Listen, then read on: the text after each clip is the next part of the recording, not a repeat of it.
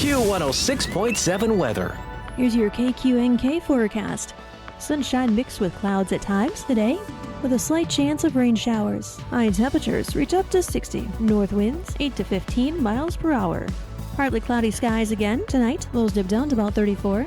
Highs around 64 tomorrow. Ample sunshine and dry Saturday and Sunday. Low 70s. Saturday, low 80s by Sunday. From the Weatherology Weather Center, I'm staff meteorologist Laura Lockwood. Right now, it's 51 degrees. This Kansas Information Network update is brought to you by Eaton Roofing and Exteriors. Hi, I'm Felicia Rolfe. Here are today's headlines from 12 News. Police say a 19-year-old man is dead after falling from a window at a Kansas State University fraternity. Jake Flyshaker fell out of a second-story window early Saturday morning. He was rushed to the hospital with serious head injuries where he later died. Riley County Police say the incident is still under investigation. House Republicans postponed a planned vote on the Farm Bill. House Speaker Mike Johnson says it will now be sent back to committee so negotiations can continue. Lawmakers hope to bring the Farm Bill back to the floor next month. Governor Kelly vetoes a bill mandating recess and annual fitness tests in schools. Kelly says she supports both measures, but the state should wait for additional federal guidance. Since the legislative session is over, the veto cannot be overridden. In Wichita, Felicia Rolfe, 12 News. You're listening to the Kansas Information Network. As veterans, we're no strangers to helping others. That's what we were taught, service before self. But we do have one question for the veterans listening. When was the last time you reached out for help? If you or someone you know needs resources, whether it's for stress, finances, employment, or mental health, don't wait. Reach out. Find more information at va.gov/reach. That's va.gov/reach. Brought to you by the United States Department of Veterans Affairs and the Ad Council. Hi, I'm Cherie Sample Hughes, Women in Government Board Chair. Alzheimer's disease often starts subtly with a memory slip, lost word, or forgotten appointment. For patients experiencing memory and thinking issues, there are FDA-cleared blood biomarker tests that can help detect the buildup of proteins in the brain that can lead to the symptoms of Alzheimer's disease. That's why early detection and diagnosis are so important. Sharing details about your memory and thinking issues with your doctor can help determine if testing is right for you. Find more at womeningovernment.org. I'm Joanna. Your KQNK News is brought to you by the Norton County Hospital, providing the best care right here at home. Students and community members in Hays got a first-hand look at military service this week as the Kansas National Guard brought in Black Hawk helicopters for a special recruiting visit at Hays High School. The event gave people from Hays, along with visitors from Pratt, Salina, and Great Bend, the chance to take short flights over the city and learn more about what the National Guard offers. The goal was simple: connect with the community and show what service can look like up close. Leaders with the Guard highlighted several benefits of joining, including part-time service just 2 days a month, along with pay, health care coverage, retirement options, and education assistance that can help cover college costs for members and even their children. They also shared an update on a major investment in the area, a new $19.3 million armory currently under construction in Hays, expected to be completed next year and include a full-time maintenance facility. The Guard is currently recruiting Kansans between the ages of 18 and 42, offering opportunities that combine military service, education, and civilian career paths. Officials also emphasized the Guard's role across the state, from responding to emergencies like wildfires and winter storms to helping during the pandemic. Along with domestic support, the Guard also serves as a reserve force for the U.S. Army. The visit wrapped up with a real-world example, highlighting a Hays High student teacher who is using National Guard programs to pay for college while building a future career in education.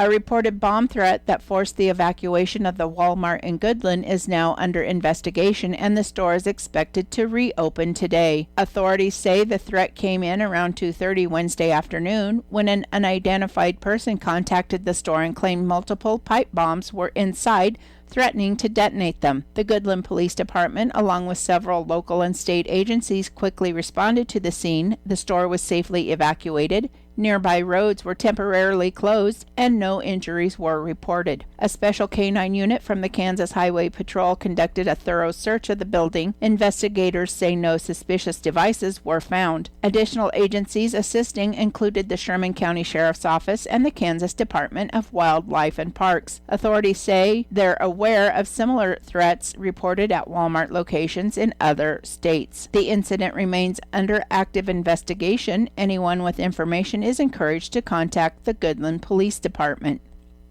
The 67th Annual Western Kansas Technology Education Fair, showcasing outstanding middle and high school student projects, will be held at Gross Memorial Coliseum on Friday, May 1st. This event highlights a wide range of student work, including furniture and woodworking, CAD, design, metalworking, and other innovative technology projects developed throughout the school year. The public is invited to attend free of charge and experience the creativity, craftsmanship, and technical skills of students from across the region. Doors open at 8 a.m. and projects will be on display throughout the day, culminating in an awards program at 3:30. For additional news and information about Fort Hays State University, go to fhsu.edu/university communications.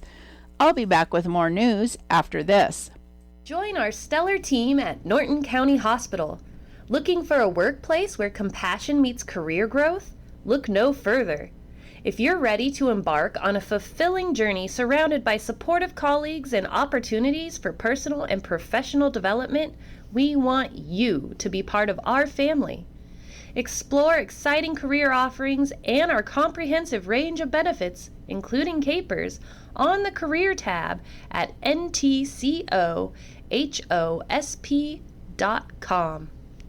Jerry Moran and Angus King have introduced a bipartisan legislation aimed at strengthening the workforce at the U.S. Department of Veteran Affairs. The proposal, known as the Optimizing the VA Workforce for Veterans Act, would require the VA to create a long-term workforce strategy designed to better align staffing with the current and future needs of veterans seeking health care and benefits. The plan would include detailed projections down to the local level and follow industry best practices to improve efficiency and outcomes. The legislation also calls for the VA to set clear goals for recruiting and retaining workers, including veterans, military spouses, caregivers, and survivors, while also reducing the time it takes to hire and onboard new employees. Supporters say the effort is focused on ensuring veterans receive timely, high-quality care and services, while also addressing ongoing staffing shortages within the VA system. The bill would further require the agency to notify Congress ahead of any major staffing changes or reductions and outline the potential impact of those decisions. Veterans advocacy groups, including AMVETS, the Nurses Organization of Veterans Affairs, and Paralyzed Veterans of America, have expressed support for the legislation, pointing to the need for a more strategic and forward-looking approach to staffing that keeps pace with the evolving needs of veterans nationwide.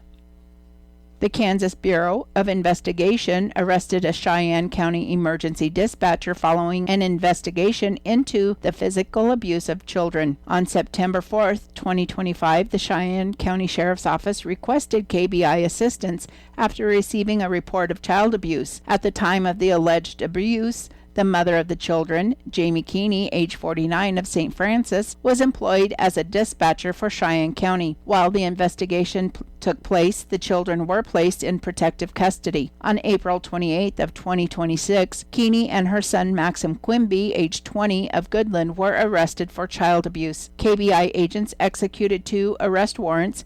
Keeney was arrested in St. Francis for 2 counts of abuse of a child and 2 counts of aggravated endangering a child. She was booked into the Rawlins County Sheriff's Office Detention Center. Quimby was arrested in Goodland for 2 counts of abuse of a child and 2 counts of aggravated endangering a child. He was booked into the Sherman County Sheriff's Office Detention Center. All suspects are presumed innocent until proven guilty in a court of law. This investigation is ongoing. I'm Joanna. Your KQNK News was brought to you by the Norton County Hospital. You can call the Norton County Hospital at 785-877-3351 for all your health care needs. Kansas Agriculture Network News. Good day, everyone. I'm Greg Akagi. A USDA senior official recently provided an example of implementation and coordination of aspects of the department's One Farmer, One File initiative.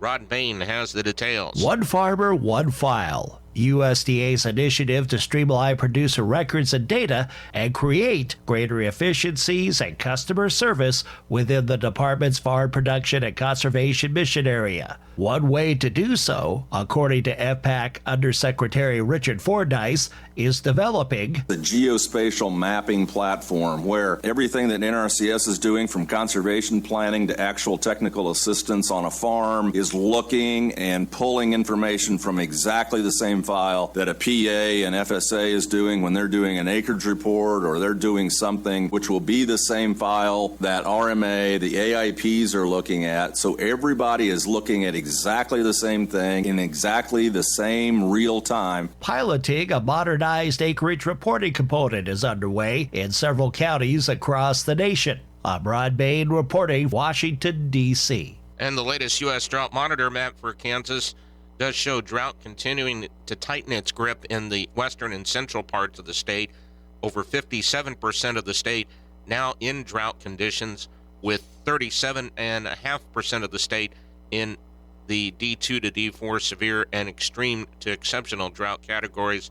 The majority of that into most of southwest Kansas, good portion of north central Kansas or northwest Kansas, and portions of central Kansas as well. Where the copious amounts of rains fell in the eastern part of the state, we are seeing no issues at this time.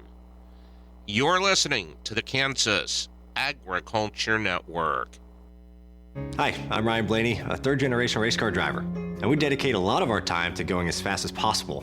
My grandpa Lou is the reason why my dad and I started racing, and I'm really proud to follow in his tracks. But when my grandpa was diagnosed with Alzheimer's, it was a very unexpected bump in the road for us.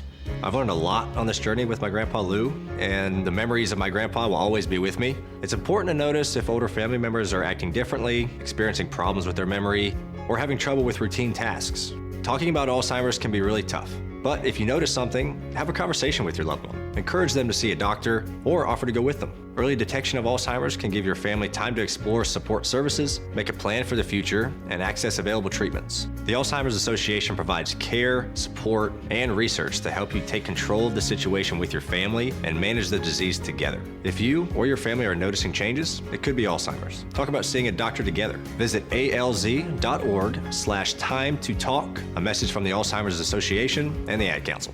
Kansas Agriculture Network weather. I'm meteorologist Michael Carroll on the Kansas Agriculture Network. Through the end of your work week, a pair of upper-level troughs of low pressure will keep temperatures on the cooler side of average for this time of year. Along with that, a chance for some light rain activity with possibly a few embedded thunder showers at times from central into western portions of Kansas, but thankfully not expecting any severe weather.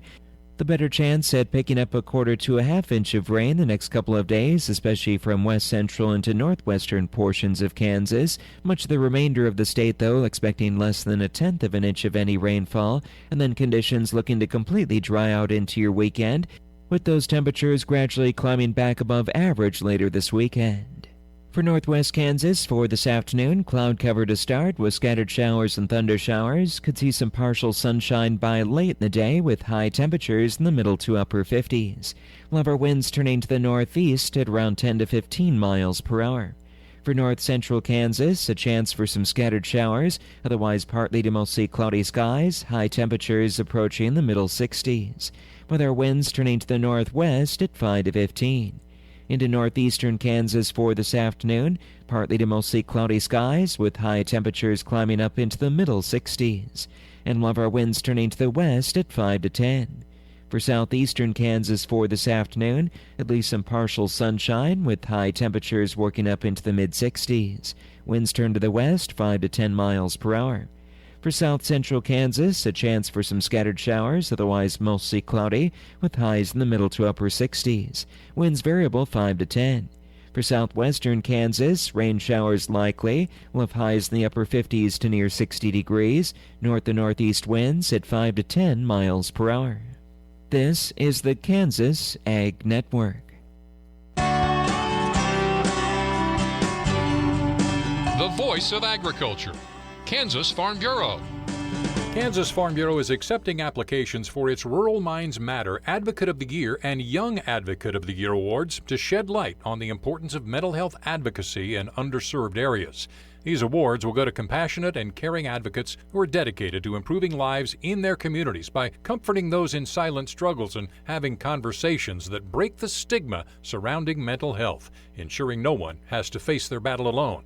Winners will receive recognition at Kansas Farm Bureau conferences this winter, in addition to a cash prize of $2,000 to further their mental health advocacy efforts. Nomination or applications for the awards are due July 17th. For more information and additional resources, visit kfb.org/Rural Minds Matter. And listen again here for more from the Voice of Agriculture, Kansas Farm Bureau. This is Jan Teen for Norton Livestock Market with the early consignments for a regular sale today starting at 1 o'clock. In the breeding stock and baby calves, we'll sell drop-in consignments with most of the breeding stock deferring to next week's specials of bred stock cow and pair sale along with our regular sale. In the calves and feeders, here's 56 mostly black steers and heifers. Long time wean, 2 rounds of shots. The heifers are guaranteed open, $675 to $900. 16 black steers and heifers wean 30 days plus. 1 round of shots, bunk broke at $425 to $575. 29 Hereford steers at $8 to $10.50. 13 black and red steers at $8.75. 12 black heifers at $6 to $6.50. 11 black and red bulls and heifers off the cow had a shot at birth, $350 to $450. 17 black and red bulls and heifers weaned 30 days, all natural at $300 to $550.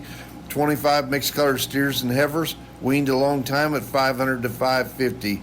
We'd be expecting a normal try to run away cows and bulls, and we're expecting more consignments of all classic cattle by sale time. Hope to see you at the auction. Thank you.